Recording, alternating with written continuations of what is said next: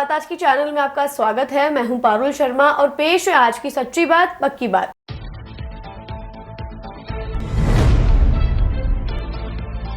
प्रधानमंत्री नरेंद्र मोदी ने किया रेलवे ओवरब्रिज का वर्चुअल शिलान्यास। अजमेर स्टेशन पर हुआ कार्यक्रम।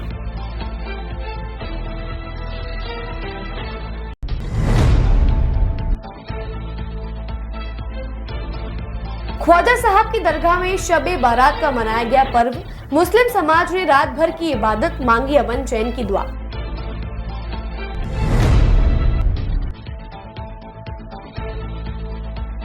जवाहरलाल नेहरू अस्पताल के रेजिडेंट डॉक्टर के साथ जमकर मारपीट, डॉक्टर में भयंकर रोष।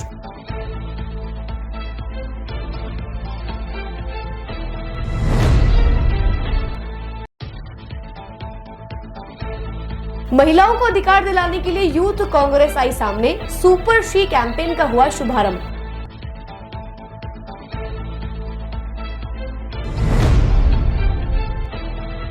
लक्ष्मणगढ़ न्यायालय का मामला हो रहा है बेकाबू। अजमेर में महिला अधिवक्ताओं ने किया विरोध प्रदर्शन।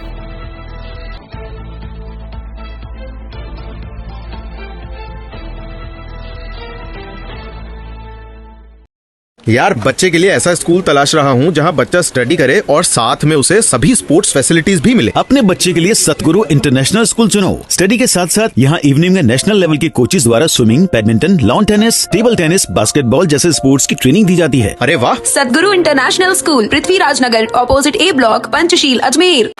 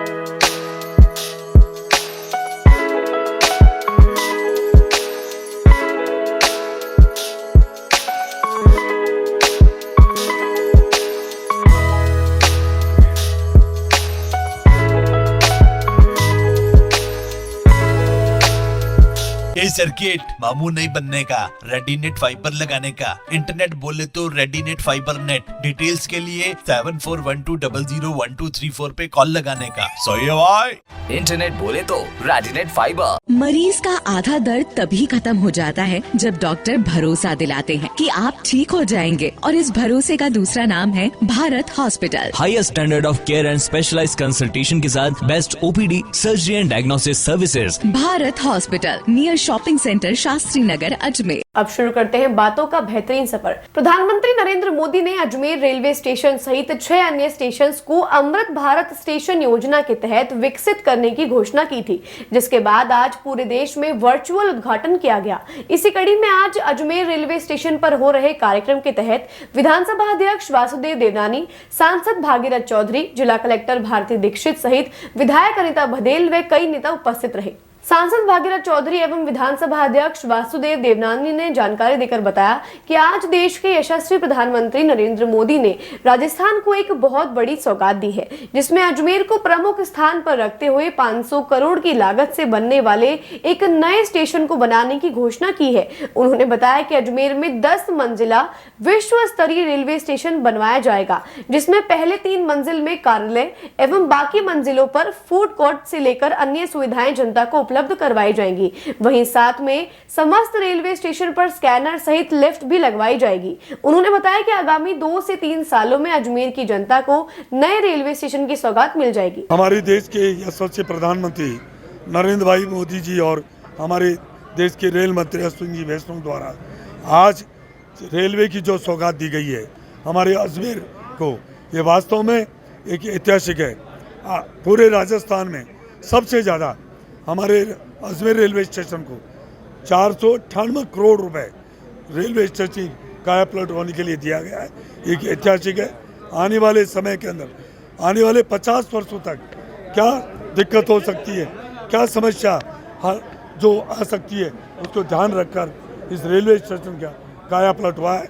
मैं इसके लिए रेल मंत्री अश्विनी जी वैष्णव और विशेष तौर से हमारे देश के प्रधानमंत्री नरेंद्र भाई मोदी जी का बहुत बहुत आभार व्यक्त करते हैं, उनका अभिनंदन करते हैं कि उन्होंने अजमेर को एक बहुत बड़ी सौगात दी है। आज देश के यशस्वी प्रधानमंत्री जी ने हमारे लिए एक बहुत बड़ी सौगात दी है, राजस्थान को सौगात दी है, अजमेर को सौगात दी है। वैसे ही अजमेर उनके प्रमुख जो घोषणाएं करते हैं उसमें अजमेर का प्रमुख स्थान है। पहले उन्होंने स्मार्ट सिटी की सौगात दी 1000 करोड़ की, और आज उन्होंने 500 करोड़ से अधिक की लागत से एक नया रेलवे स्टेशन, जिसका अमृत भारत रेलवे का जो नाम दिया है, उसके अंतर्गत यहाँ एक बहुत बढ़िया विश्व स्तरीय रेलवे स्टेशन बनेगा, जिसमें 10 मंजिला नई इमारत होगी।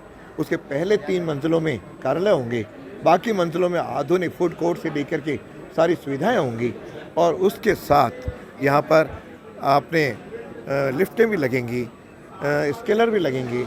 मैं समझता हूँ कि यहाँ ऐसी कोई सुविधा जो किसी भी विश्व के देश में किसी रेलवे स्टेशन को मिलती है, वो सब यहाँ पे उपलब्ध होंगी, और उसके आधार पर अगले 2 से 3 वर्षों में यह स्टेशन बनकर तैयार होगा। मैं समझता हूँ अजमेर की जो लाखों की जनता है उसके लिए बहुत बड़ी सौगात होगी। इसके लिए माननीय प्रधानमंत्री जी की अजमेर के प्रतिनिधि होने के नाते मैं कृतज्ञता व्यक्त करता हूँ। अजमेर में ख्वाजा साहब की दरगाह में शबे बारात का पर्व मनाया गया। इस मौके पर मुस्लिम समुदाय के लोगों ने रात भर इबादत की और अमन चैन की दुआ मांगी। इस दौरान मुस्लिम समाज ने रात भर जागकर नमाज पढ़ी और कुरान की तिलावत की। उन्होंने अपने गुनाहों की माफी मांगी और अल्लाह से दुआएं मांगी। उन्होंने अपने परिवार और देश की खुशहाली के लिए भी दुआएं मांगी। शबे बारात को मुकद्दर की रात भी कहा जाता है। ऐसा माना जाता है कि इस रात अल्लाह अपने बंदों की दुआएं सुनते हैं। इस रात लोग अपने पूर्वजों की मगफिरत के लिए भी दुआएं मांगते हैं। शबे बारात का पर्व अजमेर गरीब नवाज की दरगाह में हर्ष उल्लास से मनाया गया। अजमेर के जवाहरलाल नेहरू अस्पताल में आज मेडिकल आईसीयू में भर्ती एक पेशेंट को चेक करने आए रेजिडेंट डॉक्टर के साथ परिजनों ने बदतमीजी करते हुए अपशब्द बोले। थोड़ी देर में मामले ने इतना तूल पकड़ लिया कि मरीज के परिजन मारपीट तक उतर आए और रेजिडेंट डॉक्टर के साथ जमकर मारपीट कर दी। अस्पताल अधीक्षक ने जानकारी देकर बताया कि आईसीयू में मरीज का इलाज करने गए डॉक्टर अतुल के साथ मरीज के परिजनों द्वारा मारपीट करने पर डॉक्टर के चेहरे व आंख के आसपास काफी खरोच आई है। उन्होंने बताया कि संपूर्ण मामला जानने के बाद सामने आया कि मरीज के परिजन काफी गुस्से में थे और इस बीच डॉक्टर को वापस बाहर बुलाकर उनके साथ बेरहमी से मारपीट की गई। इस बीच अगर कोई बीच बचाव करने नहीं आता तो शायद डॉक्टर अतुल को गंभीर चोट भी लग सकती थी। फिलहाल अस्पताल प्रशासन ने पुलिस को संपूर्ण मामले की जानकारी देते हुए एफआईआर दर्ज करवाने की बात कही है। मेडिकल आईसीयू में एक पेशेंट एडमिट थी, उसको सांस की बीमारी थी और काफ़ी क्रिटिकल कंडीशन में थी। उसका एक बार सीपीआर भी किया गया था। सीपीआर करने के बाद उसको रिवाइव किया गया था। जैसा कि मेरी नॉलेज में आया है, ड्यूटी डॉक्टर अतुल थे जो उस पेशेंट की केयर कर रहे थे। वो अपने वार्ड राउंड पे पेशेंट के चेकअप के लिए गए थे और उस पर ट्रीटमेंट बेडशीट्स पे बेड हेड टिकट पे ट्रीटमेंट लिखने के लिए गए थे। उस समय उनके साथ पेशेंट के साथ जो भी अटेंडेंट थे उन्होंने कुछ बदतमीजी की और अपशब्द बोले, तो उसके बाद ये मामला गरमाया। हालांकि नर्सिंग स्टाफ और जो दूसरे स्टाफ थे वार्ड में, उस टाइम उन्होंने आपस में समझा बुझा के उसको शांत किया। उसके बाद जब डॉक्टर अतुल ड्यूटी रूम में गए तो वहाँ पे पेशेंट के अटेंडेंट्स ने वापस उनके साथ बदतमीजी की, मारपीट की, कमरे से बाहर बुलाकर उनके साथ मारपीट की और मारपीट के फलस्वरूप उनके चेहरे पर, आँख के आसपास काफ़ी सारी खरोंचें आई है। और इस तरह से ऐसा लगता है कि पेशेंट के अटेंडेंट्स जो हैं काफ़ी एग्रेसिव थे और यदि बीच बचाव नहीं होता तो शायद और गंभीर चोटें उनको लग सकती थी। रेजिडेंट डॉक्टर्स ने अपना सारा घटनाक्रम यहाँ आकर मुझे बताया है और अब आगे जो भी पुलिस कार्रवाई करनी है वो। सर, घटना तो हो गई, क्या आप अस्पताल प्रशासन को इस पे कड़ी कार्रवाई करेंगे? अस्पताल प्रशासन पुलिस को इन्फॉर्म करेगी, हम एफआईआर कराएंगे और पुलिस जो भी इस संबंध में कार्रवाई करती है, क्योंकि पेशेंट अभी भी एडमिट है आईसीयू के अंदर। सिक्योरिटी गार्ड होता है, उस वार्ड पे भी सिक्योरिटी गार्ड था, फिर उसकी ड्यूटी क्या है? सिक्योरिटी गार्ड हमेशा आईसीयू में रहता है, 24 घंटे वहाँ पे ड्यूटीज़ है। और सिक्योरिटी गार्ड अभी आज सुबह भी जब ये हादसा हुआ उस समय भी वो ड्यूटी पे था। ऐसा लगता है कि वहाँ पर अटेंडेंट्स की भीड़ के कारण और जो मारपीट के कारण वो अकेला सिक्योरिटी गार्ड बीच बचाव जो उसको करना चाहिए था वो नहीं कर पाया। आप बता रहे हैं कि पहले भी एक इंसिडेंट हुआ, फिर बाद में पब्लिक अंदर गई तो सिक्योरिटी गार्ड को कहीं इन्फॉर्म करना चाहिए, उनको रोकना चाहिए, फिर चेकआउट होना चाहिए। सिक्योरिटी गार्ड और उनके इंचार्ज को भी अभी हमने यहाँ बुलाया है, उससे भी हम इंक्वायरी करेंगे कि अटेंडेंट्स ज़्यादा संख्या में कैसे अंदर घुसे और कितने अटेंडेंट्स घुसे थे, कौन कौन थे और उन्होंने उनको रोका क्यों नहीं। सर, क्या आपको लगता है कि पूरे अस्पताल की सिक्योरिटी को लेकर कुछ कदम उठाए जाने चाहिए या उसको रिव्यू करना चाहिए? सिक्योरिटी गार्ड्स की संख्या हमने बढ़ाने के लिए, वैसे ही कल हमारी आरएमआरएस की मीटिंग है, उसमें हमने सिक्योरिटी गार्ड्स बढ़ाने के लिए 20 गार्ड्स बढ़ाने के लिए हमने एक एजेंडा रखा है। कल अप्रूवल के बाद हम सिक्योरिटी गार्ड्स और बढ़ाएंगे। यूथ कांग्रेस द्वारा देश भर में चलाए जा रहे शक्ति सुपर शी कैंपेन का आज अजमेर में उद्घाटन किया गया। इस अभियान में महिलाओं को उनके अधिकार दिलाने और उनके हक की लड़ाई लड़ने के लिए प्रोत्साहित किया जाएगा, जिसके चलते आज कांग्रेस मुख्यालय में यूथ कांग्रेस के नेताओं द्वारा इस अभियान का पोस्टर जारी किया गया है। जानकारी के अनुसार इस कार्यक्रम के तहत जो महिलाएं अपने घर से बाहर नहीं निकल पा रही हैं और जो यूथ अपने आगे का जीवन अच्छे से यापन करना चाहते हैं, उन सभी के लिए नारी न्याय की लड़ाई कांग्रेस द्वारा शुरू की गई है, जिसके चलते आज अजमेर में कार्यक्रम इंचार्ज शरीफ रहमान मुख्य अतिथि बनकर अजमेर पहुंची।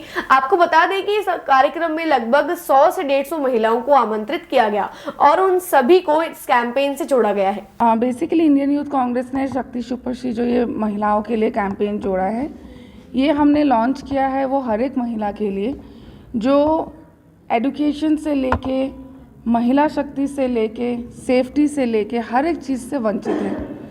हम महिलाओं को आगे आने की बात तो करते हैं, लेकिन वो प्लेटफॉर्म नहीं दे पाते हैं, पॉलिटिक्स में इक्वली उनको हक और हिस्सेदारी नहीं दे पाते हैं। तो यूथ कांग्रेस की ये मुहिम है जिसमें हर एक वर्ग की महिला, इसमें हमारा कोई भी एज बार नहीं है, वो अपनी बातें रख पाएँ, उनकी हर एक इश्यूज़ जो ज़मीनी इश्यूज़ है उन चीज़ों को वो हाईलाइट कर पाएँ और जो पॉलिटिकली लाइफ में कुछ करना चाहती है उन सब महिलाओं के लिए ये प्लेटफॉर्म है।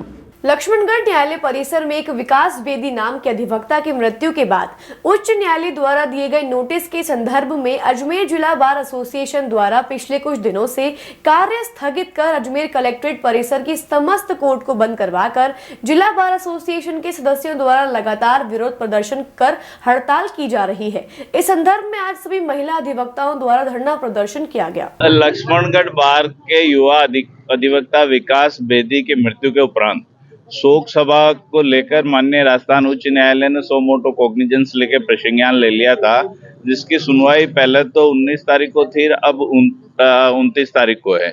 29 तक हमने निर्णय लिया है कि जब तक कॉग्निजेंस वापस नहीं ले माननीय राजस्थान उच्च न्यायालय, तब तक हम हड़ताल 29 तक कंटिन्यू है। 29 को आगे की रणनीति जयपुर इकट्ठे होकर तय करेंगे। आज हम कलेक्ट्रेट परिसर में सारे कोर्टों का काम बंद करवाया है और आज हमारे न्यायालय परिसर की गर्ल्स एडवोकेट जितनी भी है वो आज धरने पे बैठी है और शाम 5 बजे तक धरने पे बैठेगी। सीकर के अंदर हुए वकीलों के साथ अन्याय के लिए संघर्षरत है, समस्त वकील संघर्षरत है और सभी वकील एकजुट हैं। जी हाँ, आज हम धरने पे बैठे हैं। सभी महिलाएं अधिवक्ता हमारे साथ है। सभी अधिवक्ता एक होकर इस हड़ताल को पूरा विरोध कर रहे हैं। सीकर के युवा अधिवक्ता के देहांत के उपरांत जब वहां पर शोक सभा रखी गई थी, उसको शोक सभा को लेकर माननीय उच्च न्यायालय द्वारा वकीलों को पर संज्ञान लेते हुए नोटिस जारी किए हैं कि ये शोक सभा क्यों गैर संवैधानिक है, इसको आपने क्यों करी। इसको निमित्त वहां से लगातार हड़ताल का आह्वान है जो पूरे राजस्थान में फैली हुई है। उसी के तहत आज अजमेर बार भी इस पूरे जो आंदोलन चल रहा है इसमें पूर्ण रूप से अपनी आहुतियां दे रही है और साथ में हम उनके साथ हैं और हमने कार्य स्थगित रखा है। कोई काम नहीं कर रहे हैं। यहाँ सारे अधिवक्ता एक साथ निकले हैं बंद कराने के लिए, न्यायालयों में काम नहीं हो, इसको हम लेके निकले हैं। आज हमारी महिला साथी हैं, वो धरने पे बैठेंगे। बातों को देते हैं एक छोटा सा विराम, जल्द ही मिलते हैं एक नए सफर पर। यार बच्चे के लिए ऐसा स्कूल तलाश रहा हूँ जहाँ बच्चा स्टडी करे और साथ में उसे सभी स्पोर्ट्स फैसिलिटीज भी मिले। अपने बच्चे के लिए सतगुरु इंटरनेशनल स्कूल चुनो। स्टडी के साथ साथ यहाँ इवनिंग में नेशनल लेवल के कोचेज द्वारा swimming, badminton, lawn tennis, table tennis, basketball जैसे स्पोर्ट्स की ट्रेनिंग दी जाती है। अरे वाह! सतगुरु इंटरनेशनल स्कूल, पृथ्वीराज नगर, ऑपोजिट ए ब्लॉक, पंचशील, अजमेर।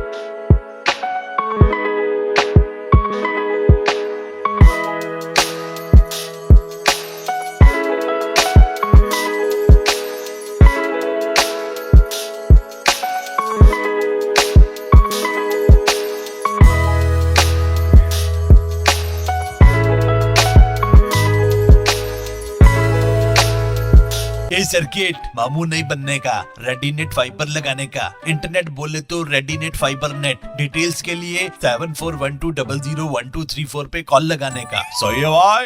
इंटरनेट बोले तो रेडीनेट फाइबर। मरीज का आधा दर्द तभी खत्म हो जाता है जब डॉक्टर भरोसा दिलाते हैं कि आप ठीक हो जाएंगे, और इस भरोसे का दूसरा नाम है Bharat hospital. Highest standard of care and specialised consultation के साथ best OPD, surgery and diagnosis services. Bharat hospital, near shopping centre, Shastri Nagar, Ajmer. एक बार फिर आपका स्वागत है। आइए चलते हैं एक नए सफर पर। पुष्कर के नजदीक चावंडिया गांव में निर्माणाधीन मकान की दीवार में एक सांप के छुपे होने की सूचना मिली, जिसके चलते परिवार के सभी सदस्य व बच्चे डरे हुए थे। सूचना पर पुष्कर थानाधिकारी राकेश यादव के कुशल निर्देशन में टीम इंचार्ज अमित भट्ट के साथ सावरा शर्मा मौके पर पहुंचे। जानकारी देकर परिवार ने बताया कि घर का निर्माण चल रहा है। उसी दौरान सांप घर की दीवार में बने बिल में प्रवेश कर रहा था। पुलिस मित्र टीम के पहुंचने से पहले सांप मकान के पास खाली प्लॉट में चला गया। पुलिस मित्र टीम के जवानों ने बड़ी सावधानी से प्लॉट के कोने कोने की तलाशी ली, परंतु सांप नजर नहीं आया। अंत में दीवार के कोने में फंसी थैलियों को हटाने पर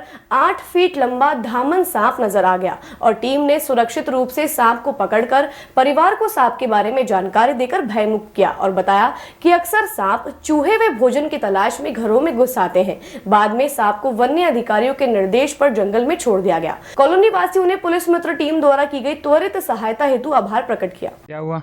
अपने यहाँ काम चल रहा था मकान का, तो पत्थर उठा रहे थे लेबर, तो उस टाइम ये सांप निकला उसमें। तो हमने पुलिस मित्र को कॉल किया और वो 15-20 मिनट में हमारे पास पहुँचे और सांप को सुरक्षित पकड़ा दिया। वो लेके जा रहे हैं। कौन सी जगह का है?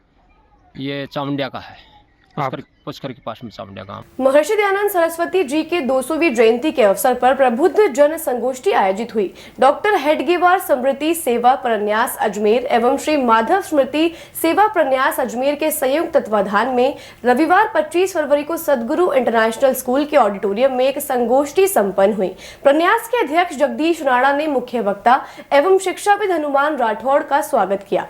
कार्यक्रम के मुख्य अतिथि परोपकारिणी सभा आर्य समाज से पधारे आचार्य श्री सत्यव्रत मुनि ने महर्षि दयानंद सरस्वती के जीवन पर प्रकाश डालते हुए बताया कि स्वामी जी समाज जागरण, मानव जागरण के पुरोधा थे। उनके जीवन के गुण, सत्य को जानने की तीव्र इच्छा, ज्ञान प्राप्ति की उत्कंठा, समाज सुधार की दिशा में उनके द्वारा किए गए प्रयास आज भी प्रासंगिक है। कार्यक्रम के मुख्य वक्ता हनुमान सिंह राठौड़ ने बताया कि स्वामी जी बाल्यकाल में किस प्रकार उनके मन में सत्य को जानने की इच्छा हुई, हिमालय में योग साधना द्वारा शिवत्व की खोज में किस प्रकार वे मूल शंकर से दयानंद सरस्वती बने। वे अपने जीवन में वैभव एवं प्रलोभन को तिलांजलि देकर सत्य की खोज में निकल पड़े। इसी का प्रमाण है कि जब देश गुलामी की दास्तान में जी रहा था, उस दौरान उन्होंने वेदों के पुनः प्रतिष्ठा स्थापित की एवं समाज में फैली कुरीतियों एवं अंधविश्वास को दूर करने का अथक प्रयास किया। महर्षि दयानंद सरस्वती द्वारा स्थापित डीएवी संस्थान के योगदान कोई भूल नहीं सकता। यह सब शिक्षा के क्षेत्र में मिशनरी स्कूलों के दबदबे को कम करने एवं देश की युवा पीढ़ी को ईसाईकरण से बचाने के मील का पत्थर साबित हुआ है। वहीं राठौड़ ने कहा कि उनकी 200वीं जयंती पर हमारा कर्तव्य है आज हम उनके द्वारा किए गए सामाजिक सुधार एवं जन जागरण के कार्यों को आगे बढ़ाएं। स्वामी दयानंद सरस्वती जी के 200वें जन्म वर्ष के उपलक्ष्य में राष्ट्रीय स्वयंसेवक संघ ने पूरे भारत में उनके जीवन के संबंध में संगोष्ठियां करने का ऐसा निर्णय लिया। उसी के क्रम में अजमेर महानगर में ये संगोष्ठी आज स्वामी दयानंद जी के जीवन को स्मरण करते हुए उनकी उपलब्धियों और उनके द्वारा दिए गए मार्गदर्शन को एक बार पुनः स्मरण आए, इस हेतु ये आज की संगोष्ठी रखी गई है, जिसमें आर्य समाज के बंधुओं का भी पूर्ण सहयोग रहा। सर्वधर्म मैत्री संघ अजमेर व दिगंबर जैन महासंघ अजमेर के प्रतिनिधि मंडल ने आज मुख्यमंत्री के नाम जिला कलेक्टर को ज्ञापन सौंपकर नवनिर्मित एलिवेटेड रोड का नामकरण आचार्य विद्यासागर सेतु रखने की मांग की। दिगंबर जैन अध्यक्ष प्रमोद चंद सोनी ने बताया कि वर्तमान के वर्धमान आचार्य श्री 108 विद्यासागर जी महाराज के समाधि दिवस पर शहर वासियों ने रविवार को श्रद्धांजलि प्रदान की। पूरे भारत देश एवं विश्व में 25 फरवरी को दोपहर 1 बजे से विनयाञ्जलि कार्यक्रम का आयोजन कर उनके प्रति अपनी प्रगाढ़ आस्था प्रकट की है। इसी क्रम में अजमेर सांप्रदायिक सद्भावना का शहर की संस्था सर्वधर्म मैत्री संघ अपनी कृत्यांजलि प्रस्तुत करते हुए अपने आप को गौरवान्वित महसूस करते हैं। उन्होंने बताया कि अजमेर में नवनिर्मित सेतु एलिवेटेड रोड का नाम आचार्य विद्यासागर सेतु करवाकर अजमेर शहर वासियों को समाधि दिवस की सौगात प्रदान करनी चाहिए, क्योंकि आचार्य श्री का जन्म स्थान अजमेर है। वे सोने जी की नसिया अजमेर केसरगंज जैन मंदिर तक आचार्य श्री जैन ने कई बार पदविहार किया है, जिसे लेकर आज समस्त सर्वधर्म मैत्री संघ द्वारा ज्ञापन सौंपा गया। आचार्य विद्यासागर जी महाराज का समाधि मरण गत 18 फरवरी को हुआ था। उनकी स्मृति को अक्षुण्ण बनाने के लिए दिगंबर जैन समाज अजमेर यह ज्ञापन देने के लिए आज यहाँ उपस्थित हुई। मुख्यमंत्री जी के नाम में ज्ञापन है कि अजमेर के अंदर जो नवनिर्मित एलिवेटेड रोड है उसका नामकरण ऐसे महान संत आचार्य विद्यासागर जी के नाम पे किया जाए और इसका नाम आचार्य विद्यासागर सेतु रखा जाए। विद्यासागर जी महाराज का यह कार्य क्षेत्र रहा है 2 चातुर्मास सोनी जी की नसिया में, 1 चातुर्मास केसरगंज में, और दीक्षा कीर्ति स्तंभ जहाँ बना हुआ है उस जगह हुई थी। तो ये पूरा क्षेत्र आचार्य श्री के आवागमन से पवित्र हुआ है। तो हम ये मांग करते हैं कि इसका नामकरण विद्यासागर सेतु किया जाए। दिगंबर जैनाचार्य विद्यासागर जी महाराज की दीक्षा अजमेर में ही हुई थी सन 1968 में। तो अजमेर के लिए एक बहुत बड़ा एक तीर्थ स्थान बनने जा रहा है जैन समाज के माध्यम से। उसी क्रम में कल पूरे भारतवर्ष के अंदर एक विनयांजलि का कार्यक्रम रखा गया था। उसी में सभी सर्वधर्म के लोग मिलकर भी उसमें सहभागी बने थे, लेकिन कल वहाँ समय की कमी होने की वजह से एक हमारी जो आवश्यक मांग थी वो नहीं हो पाई। लेकिन आज हमने यहाँ पे जिलाधीश महोदय के द्वारा माननीय मुख्यमंत्री जी के लिए एक निवेदन भेजा है कि अभी अजमेर के अंदर जो नवनिर्मित ये जो एलिवेटेड रोड बना है, जिसका उद्घाटन हो चुका है लेकिन नामकरण होना उसका बाकी है, तो उसका नामकरण आचार्य विद्यासागर सेतु किया जाए। क्योंकि इस वाले रास्ते से सोनी जी की नशिया से लेकर के और केसरगंज जैन मंदिर तक ये ब्रिज उतरता है और इस पर आचार्य श्री का कई बार पद विहार हुआ है। तो हम ये चाहते हैं कि इस सेतु का नाम आचार्य विद्यासागर सेतु रखा जाए। ऐसे पूरे हमारे सर्वधर्म मैत्री संघ की तरफ से ये गुजारिश है माननीय मुख्यमंत्री महोदय के लिए, और ये पूरे शहरवासियों के लिए एक सच्ची विनयांजलि होगी। बातों को देते हैं एक छोटा सा विराम, जल्द ही मिलते हैं एक नए सफर पर। यार बच्चे के लिए ऐसा स्कूल तलाश रहा हूँ जहाँ बच्चा स्टडी करे और साथ में उसे सभी स्पोर्ट्स फैसिलिटीज भी मिले। अपने बच्चे के लिए सतगुरु इंटरनेशनल स्कूल चुनो। स्टडी के साथ साथ यहाँ इवनिंग में नेशनल लेवल के कोचेज द्वारा swimming, badminton, lawn tennis, table tennis, basketball जैसे स्पोर्ट्स की ट्रेनिंग दी जाती है। अरे वाह! सतगुरु इंटरनेशनल स्कूल, पृथ्वीराज नगर, ऑपोजिट ए ब्लॉक, पंचशील, अजमेर।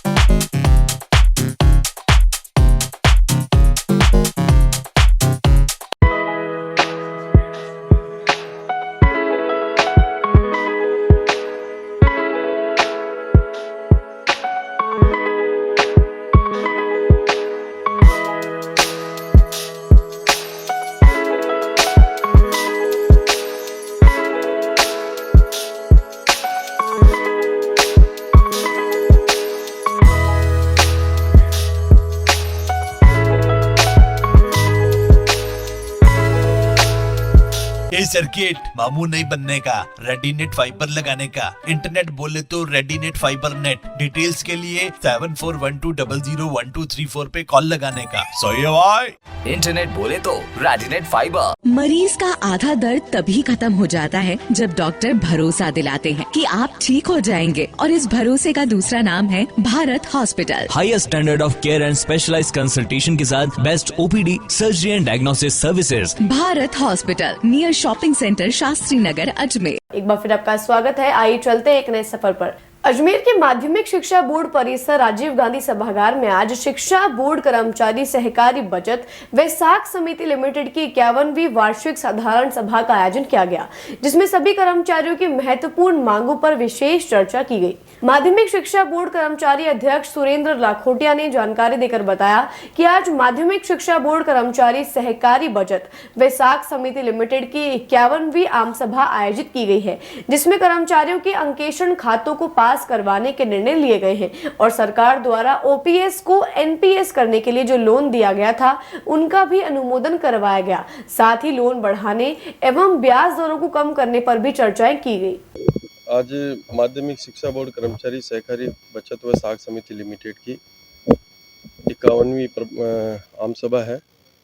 इस आम सभा में जो निर्णय लिए गए हैं, हमारे अंकेक्षित खाते हैं वो पास करवाए गए हैं, और जो गवर्नमेंट ने ओपीएस से एनपीएस से ओपीएस किया है उसमें भी हमने अतिरिक्त लोन हमारे साथियों को दिया है, सदस्यों को दिया है, तो उसका भी हमने अनुमोदन करवाया है इसमें। साथ ही लोन बढ़ाने और ब्याज दरों पर भी हमारे यहाँ पे चर्चा हुई है और उस पर भी निर्णय पारित किए गए हैं। और सोसाइटी हमारी आज काफ़ी 1966 से ये काम कर रही है और अनवरत अच्छी सोसाइटी चल रही है। मेंबर इसमें 303 मेंबर हैं अभी।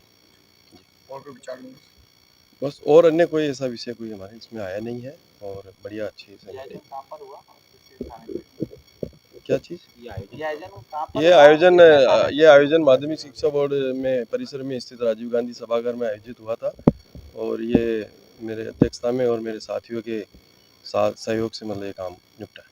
संयुक्त ऑल इंडिया जन आंदोलन संघर्ष न्याय मोर्चा के प्रतिनिधि मंडल ने प्रधानमंत्री व गृह मंत्री के नाम जिला कलेक्टर को ज्ञापन देकर सहारा समूह के 13 करोड़ सदस्यों को शीघ्र ही उनका भुगतान वापस दिलाने की मांग की है। ऑल इंडिया न्याय मोर्चा के अध्यक्ष शंकर सिंह रावत ने बताया कि समस्त देश में 13 करोड़ निवेदक सहारा कंपनी में लगाए गए भुगतान से पीड़ित हैं, जिसे सरकार ने एक पोर्टल के माध्यम से बीच में अटका रखा है।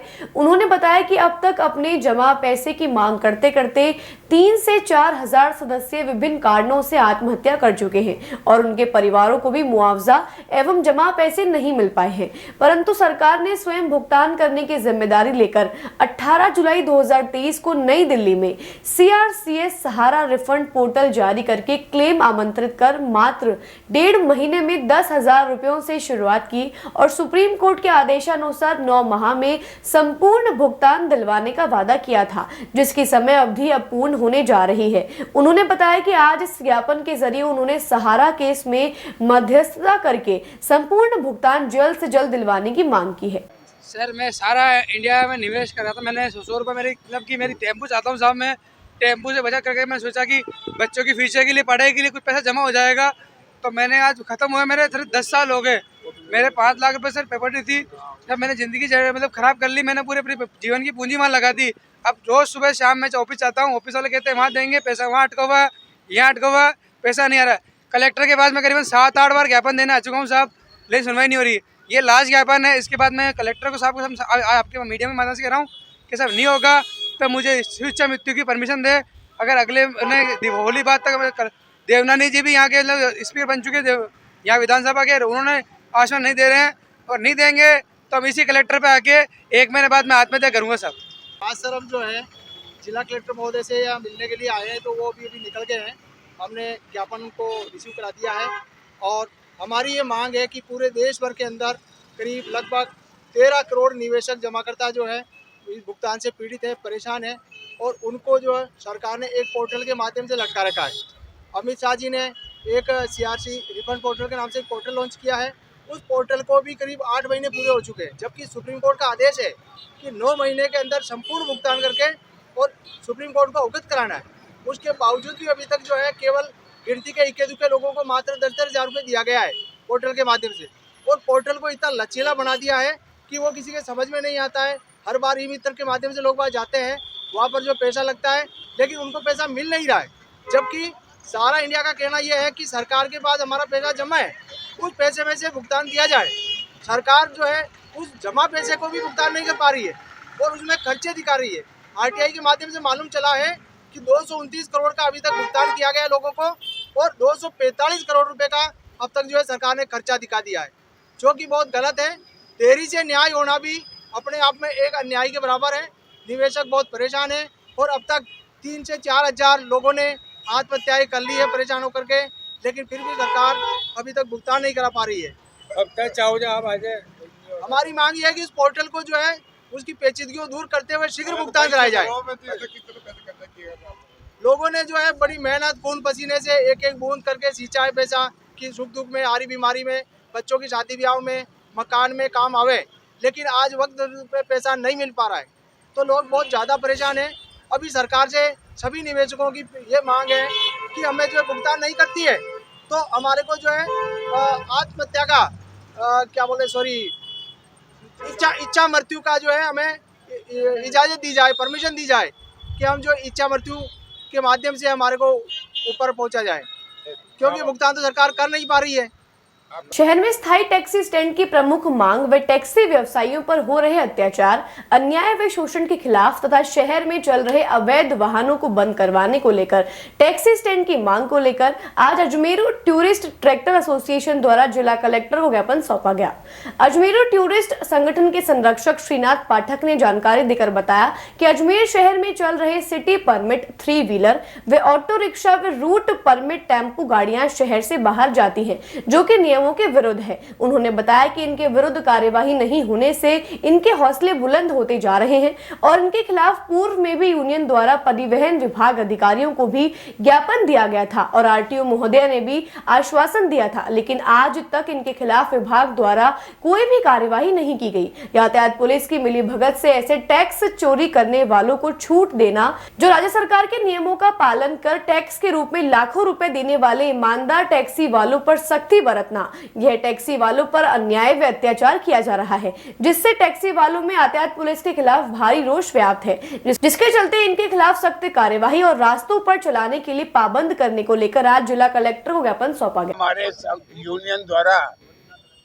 97 से एक ही प्रमुख मांग रही है, हमको टैक्सी स्टैंड आवंटित किए जाए, परंतु प्रशासन की उदासीनता की वजह से, जबकि इस संदर्भ में हमारे संभागीय आयुक्त, कलेक्टर महोदय, परिवहन अधिकारी सभी से समय समय पे मीटिंगें हुई हैं और हमको आश्वासन दिया गया, परंतु हमारे साथ हर वक्त इन्होंने धोखा किया, छल किया। अब हम उस चीज़ को लेकर के उग्र हुए, या तो प्रशासन हमको आवंटित करे स्टैंड, और नहीं तो हमारे ये उग्र आंदोलन होंगे और हम राजस्थान सरकार, मुख्यमंत्री तक वार्ता करेंगे। क्या हमारी ये मांग नाजायज है? अगर नाजायज है तो प्रशासन हमको बताए, हम इस मांग को ही नहीं करेंगे। अगर जायज है तो हमको टैक्सी स्टैंड आवंटित किए जाए। शहर में अवैध रूप से वाहन चलते हैं, जिनको परिवहन अधिकारी को वार्ता हमारी होती है, परंतु अब इसको मैं मिली जुली बात कहूँ या वो परमिट वाहन पुष्कर भी जाते हैं, किशनगढ़ भी, जबकि उनका सिटी परमिट है। इन चीज़ों पे प्रशासन ध्यान नहीं दे रहा है। क्या इनकी मिली भगत है जो ये अवैध वाहन धड़ल्ले से कहीं पर भी जाते हैं, इनको रोका जाए। एकमात्र टैक्सी यूनियन है पूरे अजमेर की, और यही संगठन अधिकार के लिए लड़ाई संघर्ष करता है, यही अधिकारियों से वार्ता करता है। देखिए वजह, जबकि अचानक अब ये तो प्रशासन जाने, हमारे पास तो यातायात पुलिस आती है और उसके द्वारा हटाई जाती है। आज के लिए बस इतना ही, कल फिर होगी आपसे मुलाकात, तब तक के लिए दीजिए इजाजत, नमस्कार।